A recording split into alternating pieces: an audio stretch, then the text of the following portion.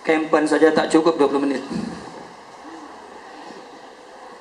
Insyaallah tajuk yang dicadangkan oleh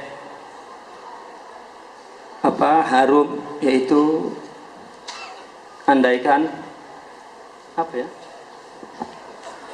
cintamu benar.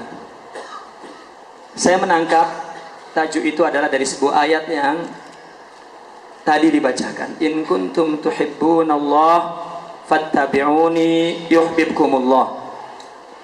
Jika engkau betul-betul cinta kepada Allah, maka ikuti aku, Nabi Sallallahu Alaihi Wasallam. Maka dampaknya Allah akan mencintaimu. Dari ayat ini dua kita tangkap maknanya. Pertama, tauhid, karena tidak ada lain kepada Allah adalah bertauhid. Cinta hanyalah bahasa, tujuannya adalah tauhid. Yang kedua adalah ittiba', fattabi'uni. Sekurang-kurangnya umat Islam tidak boleh meninggalkan dua khasais ini, dua karakteristik cinta ini. Ya. Jadi dua ini adalah karakteristik cinta, tauhid dan ittiba'. Tauhid itu satu. Tanya muslimat, kalau diduakan nggak mau dia, maunya disatukan.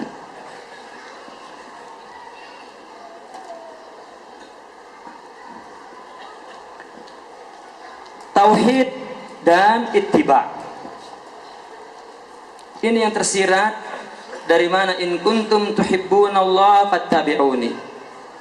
Dan ini mungkin juga jawaban dari tajuk jika engkau betul-betul cinta kepada Allah, maka kena punya dua sifat karakteristik cinta ini, yaitu tauhid dan ittiba'. Tauhid adalah anta'budallah wa tasta'ina bih. Tauhid adalah menyembah Allah dan minta tolong kepada Allah. Allah yang kita sholat kepadanya dan kita berpuasa, haji, adalah Allah juga yang memberi musibah dan memberi anugerah. Dan Allah juga yang memberi kekuatan kita untuk melakukan ibadah itu. Dari Allah, dengan Allah, dan menuju kepada Allah. Itu adalah tauhid. Jadi tauhid, ibadah dan isti'anah. Menyembah dan menjadi sumber kekuatan kita untuk ibadah. Ibadah adalah ketundukan, dan ketundukan tanpa cinta mustahil. Maka pepatah Arab mengatakan man ahabba syai'an fahuwa abduh. Barang siapa yang mencintai sesuatu, maka dia adalah hambanya. Kalau sudah 20 menit tolong dibagi isyaratnya. Kalau tak bisa 2 jam nanti. Man ahabba syai'an fahuwa abduh. Barang siapa mencintai sesuatu, maka dia hambanya. Maka menghamba, ketundukan tanpa cinta dusta. Orang semua tunduk dengan yang dicintainya. Orang semua menghinakan dirinya kepada yang dicintainya. Cinta itu adalah mencintai sifat-sifat yang mulia yang tidak pernah pudar. Kita punya istri cantik 20 tahun hilang dan cintanya hilang. Ya, makanya punya istri jangan cantik-cantik 20 tahun hilang. Tapi kalau punya istri jelek, nggak hilang-hilang. Tambah 20 tahun tanpa jelek. Sifat yang tidak hilang hanyalah sifat Allah. Maka cinta kepada Allah tidak pernah pudar. Karena tidaklah si muhib pencinta mencintai si mahbub kekasihnya, melainkan cinta kepada sifat-sifat kekasihnya. Dan hanya Allah lah yang dapat dicintai. Jadi menyembah Allah tanpa cinta imma berat atau dusta. Maka ibadah adalah cinta. Sedangkan ibadah adalah salah satu makna tauhid. Ini kena 20 menit jadi disingkat saja. Yang kedua adalah isti'anah. Minta tolong, itu makna tauhid. Isti'anah adalah pertolongan atau sumber pertolongan. Seseorang jika berbuat untuk yang dicintainya sekaligus dia adalah sumber kekuatannya untuk melakukan aktivitas cinta. Orang bermalas-malasan jika untuk seseorang dan sesuatu yang tidak dicintai. Tapi bila dicintai, maka kekasihnya atau yang dicintainya itu sekaligus sumber pertolongannya. Maka jika orang ibadah bukan karena Allah dan cinta, maka tidak mampu untuk melakukannya. Karena kekuatan dan daya pun hanya dari Allah. La haula wala quwata illa billah. Tidak ada daya dan kekuatan melainkan dari Allah. Jadi Allah adalah sumber pertolongan. Itu sebabnya di surah Al-Fatihah disimpan tauhid ini dengan satu ayat, iyyaka na'bud wa iyyaka nasta'in.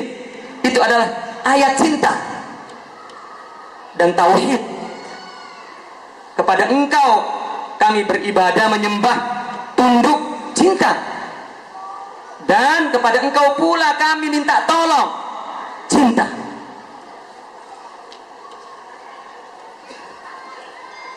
Orang Melayu di Jakarta, karena Jakarta itu asalnya Melayu dari Patani, ada tradisi dulu lah, kalau mau menikah biasanya mertuanya menguji kesungguhan calon menantunya, suami istri. Dulu tak ada lampu elektrik, jadi jika masak untuk majelis pernikahan itu kena dengan kayu bakar. Dan kayu bakar yang awet dibakar adalah kayu asem, asem Jawa. Dan kayu asem itu kayu yang paling ulat seperti karet.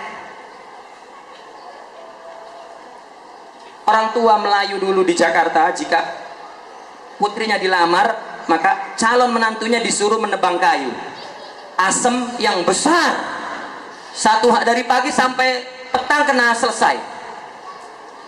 Dulu tak ada mesin gergaji dengan pedang ya, dan sekaligus ini untuk menguji kehidupan, kesungguhan untuk bertanggung jawab terhadap kehidupan istrinya. Kita tahu bahwa untuk memotong kayu asam itu sangat ulat. Jadi dari pagi dia potong sampai tengari. Ya, tengari itu baru atas saja habis, belum batangnya yang besar, itu perlu 1 hari lagi sebetulnya. Tapi orang tua itu pandai. Calon istrinya itu tengari-tengari yang sudah lapar, panas, tenaga pun sudah habis kena bekerja dari pagi, disuruhnya calon istrinya itu keluar berdandan rapi, cantik, ya, lalu membawa makanan dan kue-kue datang ke bawah pohon itu.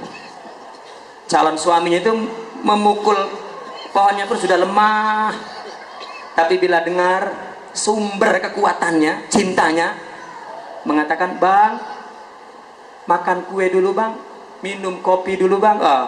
Apa dia kata? Tak, sekejap, ini belum habis lagi. Terus kuat.